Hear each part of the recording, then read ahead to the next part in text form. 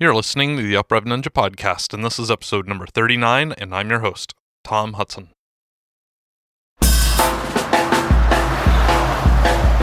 Hello, everyone. Welcome to the Uprev Ninja podcast. If this is your first time listening, thanks for joining us. This show is produced each week with the single intent of discovering the tips, tricks, hacks, and lessons learned from our guests that has catapulted them into living the best version of themselves. Join your host, Tom Hudson, as he continues his search for the best methods to uprev his life. Now, let's dive into the show. Today's guest is Pavitra Gurumurthi. Pavitra believes that all transitions in life, be it mental, emotional, or physical, is a process of giving birth to a new perspective on who you are, what your purpose is, and how your presence is vital in sustaining the world we live in. Pavitra also believes that each transition you come closer to embracing the life-giving force as you begin to recognize that this force resides within you. Pavitra grew up in India and at 22 years moved to New Zealand on her own to make something of her life. Little did she realize at the time that the relocation would not only initiate a transformation of external factors, but radically change her outlook on the true meaning of belonging, connection, and a sense of identity. As a transition mentor, Pavitra is passionate about mentoring and inspiring expat women unsure about their place in the world to navigate a new landscape and create a confident sense of belonging and connection. Pavitra currently lives in Melbourne, Australia, and continues to share her passion for life, her joy for bringing people together, and inspiring a little bit of magic in everyone she meets. Hey, today I've got Pavitra with me on the Uprev Ninja podcast. How are you doing today? I'm well, Tom. How are you? I'm doing great. You know, a little secret that you and I have talked several months ago, so I'm super excited to talk to you again, see where your life has changed over the last few months and the direction that you're going. But before we dive into all of that, can you tell us who you are and what you're all about? Sure. So my name is Pavitra and I live in Melbourne and I've been here for about close to 2 years now. I'm originally from India, big little city called Bangalore, which is in the south. And I lived there till I was about 22. And then I moved to New Zealand and I lived there for about 12 years before I decided to make another transition and move to Melbourne. That's pretty much my little intro. Okay. Would you like me to expand further or? Well, yeah. What are you doing nowadays?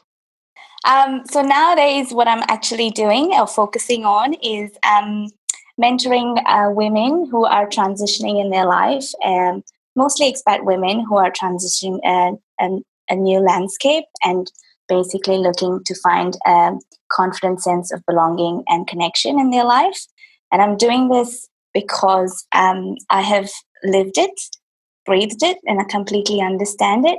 And also, as I'm transitioning myself, looking to learn from others in the process. Wow, that sounds pretty noble, Pavitra. So, what pushed you into that direction, or what was the calling?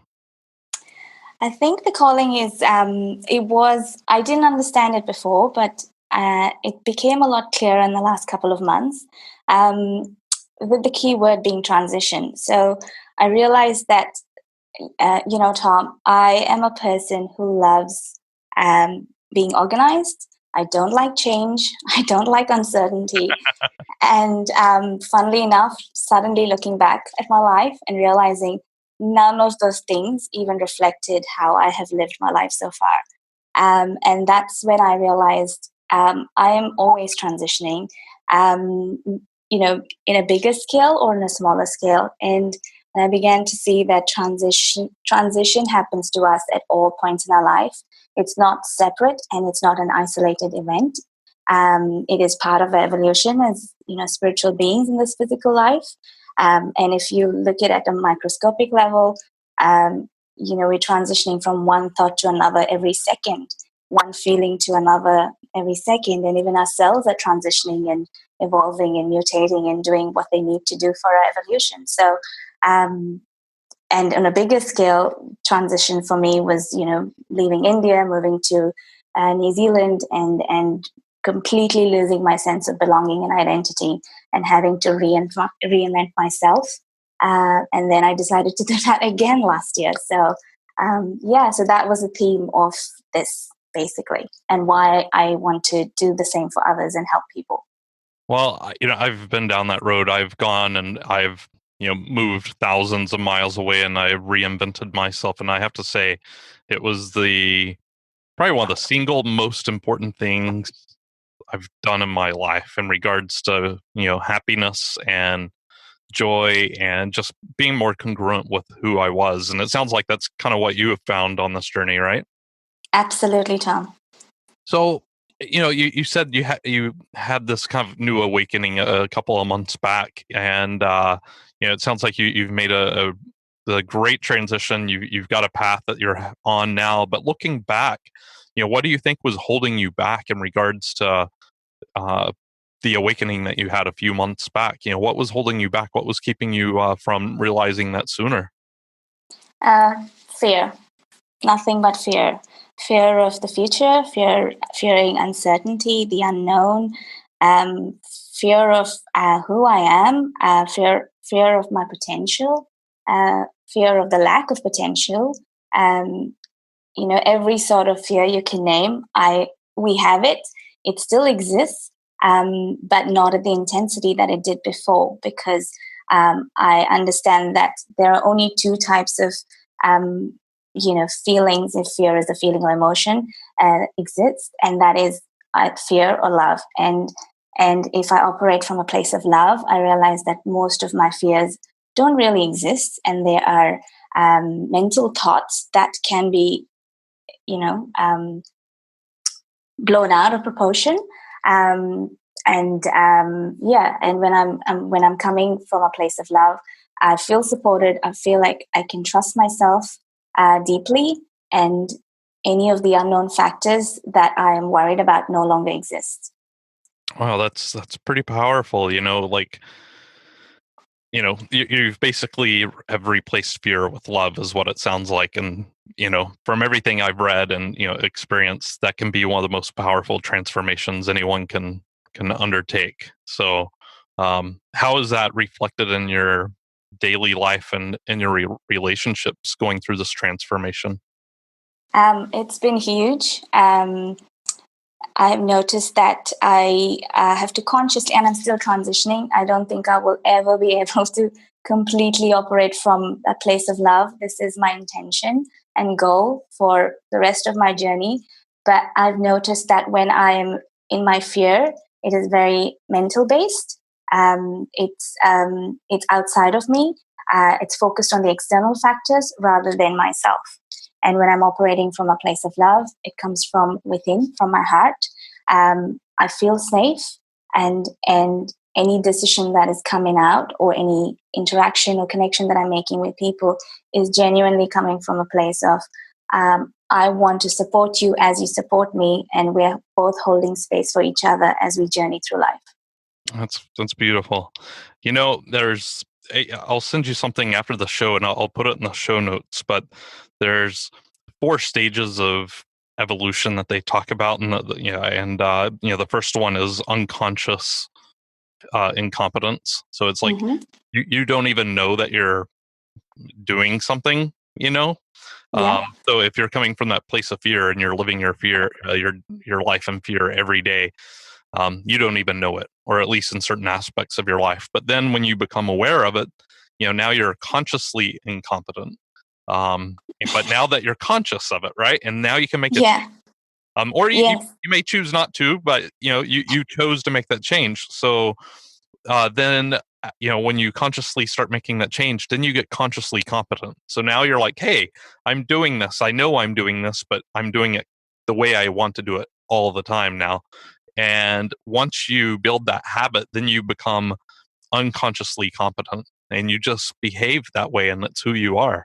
So, that's kind of that evolution, process of evolution on, developing yourself and getting better at skills or the way you want to behave. So I think I heard you say the word never earlier. Yes. No, you're going to get there, and you're just going to be this person that you are working on being today. That's who you're going to become. So you'll be there. Thank you, Tom. I'm going to hold that to my heart. Yes, thank you, because that is definitely my intention. And having done that consciously and doing that consciously in the last few months, I've noticed the shift in the way people react to me, people engage with me. And it's not just people. The way nature interacts with me is just magnificent, which I had never noticed before. And to be able to speak to nature is such an empowering feeling, to feel that connected, considering my journey thus far, which has been, all about understanding who I am and my sense of belonging and my place in this world. Yeah. So, while you've been on this recent journey of yours, Pavitra, what have you been doing? What's kind of has held you accountable and kept you on track? I mean, have you, journaled, meditated? Do you have, friends or mentors, anything like that you've been able to utilize to keep you on this path? All of the above, Tom, and I'm looking for more. I think this journey, I believe this journey was a solo journey, and I think I guess intentionally I isolated myself for a very, very long time, and it has been probably the most painful journey in believing that this is, a solo thing. But I'm beginning to realize I'm not alone, and we are not alone, and we're here with each other, supporting each other. And I know that a lot of people say that, but for the first time, I feel it in my heart. And it's overwhelming to actually believe that this is not the case, For 34 years, I believed that I was all alone in this journey, and having lost both my parents and being the only child, that feeling was magnified. So yeah, I do believe that I need support. I need mentors. I meditate because I want to be connected with something bigger than life. I write because so that I can allow the stream of consciousness to pass through me. And I share it because I hope to inspire people. I read a lot so I can learn and be inspired. I do everything. I exercise, I meditate, I do yoga, I do pretty much everything I can. The one thing I've recently started to do is every time I drink a glass of water, I set an intention, and when I'm drinking it, I embrace that intention in my body, mind, and spirit. That's a great exercise. I've not thought about doing that.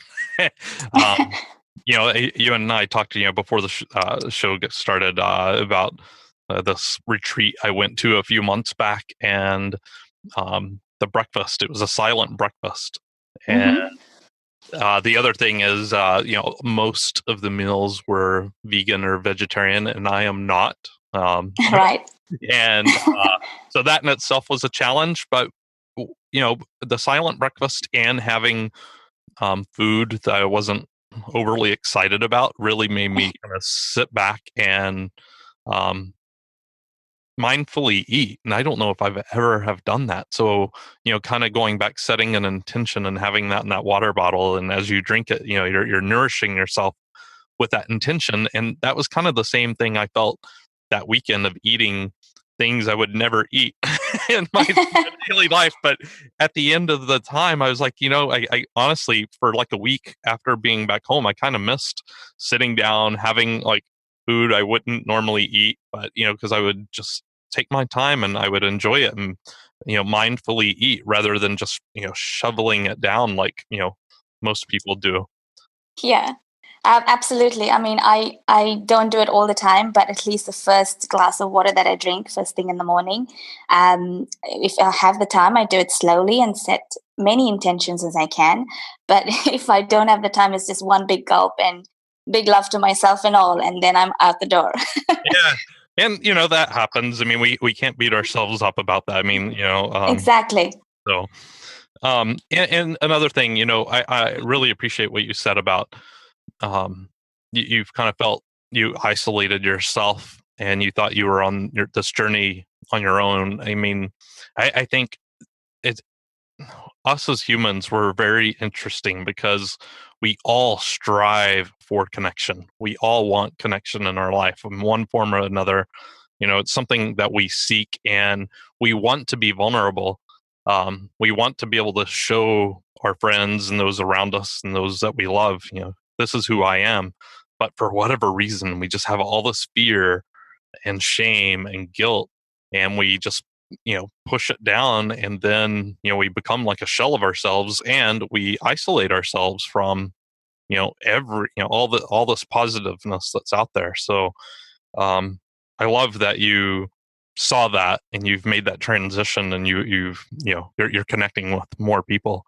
That's just it's great, and it's something I think we all kind of fall into that trap, and none of us are perfect. We're all going to fall back down occasionally. So um, Absolutely. And also, I think I realized that what was kind of stopping me from being vulnerable with people was judgment, and not necessarily judgment of the other person. It was judgment on myself, judgment of whether I would be accepted, whether I was perfect, whether whoever I was wasn't enough. And that reflected on how I was able to share and be vulnerable with the other person. Um, yeah, so I think releasing any form of judgment of ourselves brings us closer to not only ourselves, but to people around us. And we tend to accept ourselves more that way. I agree. Um, yeah, judgment is, we say things to ourselves that we would never say to our best friend, right? I know. How can we even do that? It's just, yeah, phenomenal how we do that without even realizing it. And I mean, you do yoga, and one of from a philosophical perspective, one of the yamas in yoga is nonviolence, Hmm. right? Yes, So yes, when you start to judge yourself, that's exactly what you're doing. You're committing violence against yourself. Because it's creating anxiety, it's creating pressure, and it's not allowing you to open up. So it's just another facet, Um, yeah. And I think that's where the whole being good becomes isolating again for people, because they think I need to be good for the society that I live in and for the people in my life and the world that I live in. But that starts with you. If you can't practice nonviolence and all the beautiful things for yourself, then you can't be there for others. And then, all the walls of them and you versus, the world begins to break down. right. Yeah, I agree. So, you've gone through quite a lot in these last few months, and especially, since we've talked, has there been something that has happened during that time that, an experience that pushed you out of your comfort zone that helped you get here, or something that you've done since then, or, anything that kind of makes you, open your eyes again and see the world anew? Yes, and I think that was um, being able to really um, unlock this big lock that I had around my heart, and be open and feel comfortable being vulnerable with somebody else, and and genuinely trusting that whatever I have to say, share, or whoever I am will be accepted in the way that it's meant to be by another person. So that triggered this whole understanding of actually the other person will behave just the way they are meant to behave. And that is just the experience that I need in my life at that moment, or this moment, or any moment, and to trust that. And I think the biggest lesson through that journey was trusting myself and trusting the universe. Yeah, it's that trusting the universe. I mean, anytime someone enters into your life, or even if it's a friend from that you've had for years, um, what is it? They're just giving you a message, right? Yes. So it's up to you how to interpret that and how to take that on. It doesn't. You don't have to take it on from a negative perspective. If there's someone negative in your life that you have to work with, and you don't really have a choice, well, rather than seeing that as a negative thing that you have to deal with, try to understand what the universe is saying, or what that person, what message are they trying to deliver you? Because there's some message in there. It's upsetting you for some reason. What is that?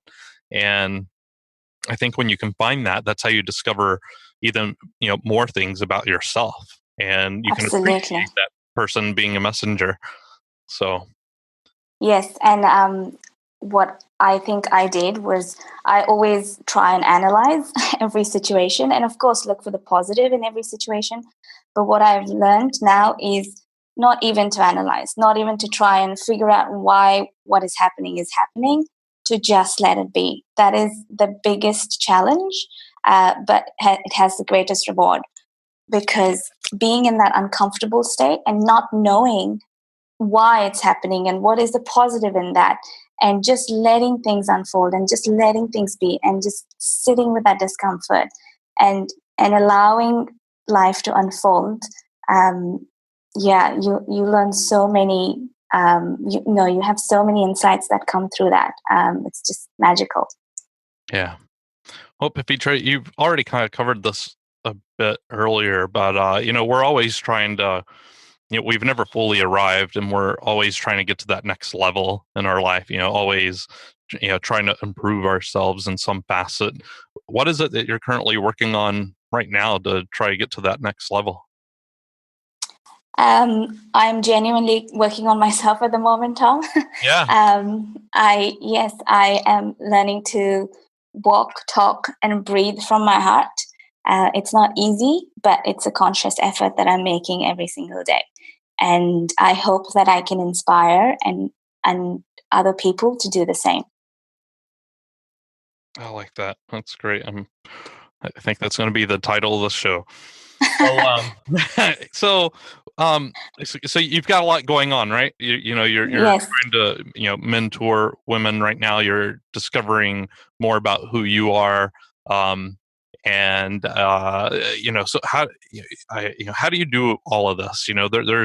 We all have our daily lives, and people potentially listening to the show, they're trying to get better in some aspect of their life. How do you balance everything that you've got going on between you got to cook your meals, you got to work, you got to sleep, you got to do all these things? How do you do it? How do you find time for yourself? I don't know. What is balance, Tom? No, I'm kidding. I don't either. Yes, I don't know what balance is. I have strived to have balance in my life. But I think, how do I do it? I trust. I trust that on this particular day, even if I have a list of things to do and I don't get it done, I trust that it will get done when it needs to get done.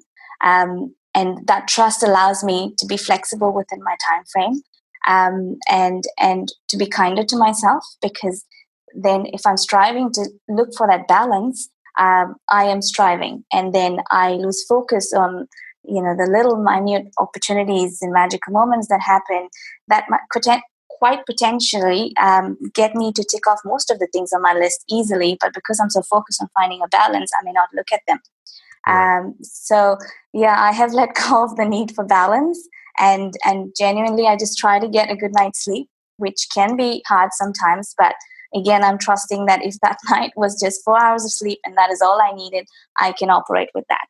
And yeah, lots of water, eating healthy, and just genuinely making and spending time with people that genuinely understand my heart. That keeps me in balance, if that is what I need. Yeah. Okay. No, and that's great. So, just kind of moving to some of the wrap-up questions here. Let's say someone is in the audience today. They're listening, and they're overwhelmed with everything that's going on in their life, and they're trying to figure out, the next step for them. What kind of guidance would you give that person? If you had them for, 30 seconds or a minute or whatever. What kind of parting, guidance or wisdom would you impart to them? I think I've said this to you, Tom, before, but I think the first thing to do is just breathe and just focus on your breath. It is the most powerful tool that we all have, and we don't realize it. Yep, it is. Yeah. And it is the connection to life source, and we don't even realize that that is what keeps us alive. And when we breathe, it brings us back to where we come from. And wherever that is, I don't know, but it genuinely brings us back and connects us to the universe. Yeah. So, Pavitra, what's the best way to connect with you these days? I think I've given you my Facebook page link and my Instagram link. I'm also just updating my website at the moment, Tom, so I hope to have that to you in the next few days. So yes, I'm more than happy for people to reach out to me, and if there's anything that I can do for them, or even if they just want to say a hello, I am happy to hear from them. Okay. And from you, of course. Yeah, absolutely. Yeah. Well, is there anything that you're currently working on that you would like to talk about or share with the audience? The mentoring that you're doing, or anything along those lines? I do want to talk about one thing. Since you mentioned that you did a yoga retreat earlier this year, I did one earlier this year myself. That was in March, and that was very transformational. So I'm back again in Bali in January doing another week-long goddess retreat. That retreat is run by Uma Spender, who's from Australia in Melbourne, and she's just the most divine person I have met. And that retreat has genuinely helped me connect with my powerful feminine energy that I was very disconnected from for a very long time. And I am looking forward to that week in January where I get more connected to it and see how it brings forth more transformations in my life next year. Oh, that's awesome. So you're going to Bali and I'm going to Iceland. Two complete. Beautiful. But we're both doing it in January. Yes. When are you going? The second weekend of February, I think like the 13th or something like that. Right. So. I'll send you some heat from here. Okay, yeah, because I'll probably need it. Yeah. Beautiful. Iceland is beautiful. You'll love it. Yeah, oh no, I can guarantee you I'm going to love it.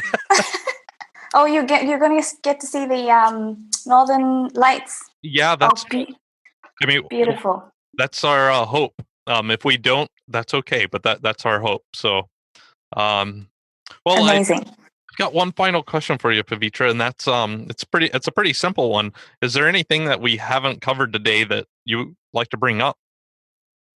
I don't think so, Tom. I think we've covered what I need to cover for today. I'm sure we'll be talking again soon. Absolutely. Yes. All right. Well, thank you so much for coming on today and sharing your journey and everything that you're working on, and being authentic and vulnerable with us today. I really appreciate that. Thank you, Tom. Thank you so much for this opportunity. I am genuinely grateful and blessed to have made this connection with you and to be able to share my story with people. Thank you. All right, I really took a lot from that episode. She talked about fear and judgment were the two key things that held her back. And it wasn't the judging of others, it was judging of herself. And we really, we briefly touched on one of the 5 yamas of yoga. One of those is the practice of nonviolence, and how she was being violent against herself and having those limiting beliefs, and how harsh those judgments she had against herself. I took a lot of takeaways again from the show, but what really made me think, Pavitra kind of stand out in regards to, what's that hack, the ninja skill that she has. And that was how she has an intention when she drinks water. There's a lot of studies that have shown having an intention when you do something, how important it is and how it impacts your daily life. And this is a practice I have in my yoga practice. What is my intention for my, time on the mat today? So, this is really powerful because, how many glasses of water do you drink every day? So every time that you do that, you're recalling that intention. It's keeping you focused, and it's keeping you centered and moving forward. So that was my key takeaway. What was yours? Thanks for listening to the UpRev Ninja podcast with your host, Tom Hudson. Navigate to our website at uprev.ninja today, where you will find additional resources to help you discover the best version of you. While you're there, join our newsletter and join the discussion on your favorite social media platforms. We've got some awesome guests lined up to share with us how they are becoming the best versions of themselves. Again, thank you for listening. Now it's time to go out and uprev your life.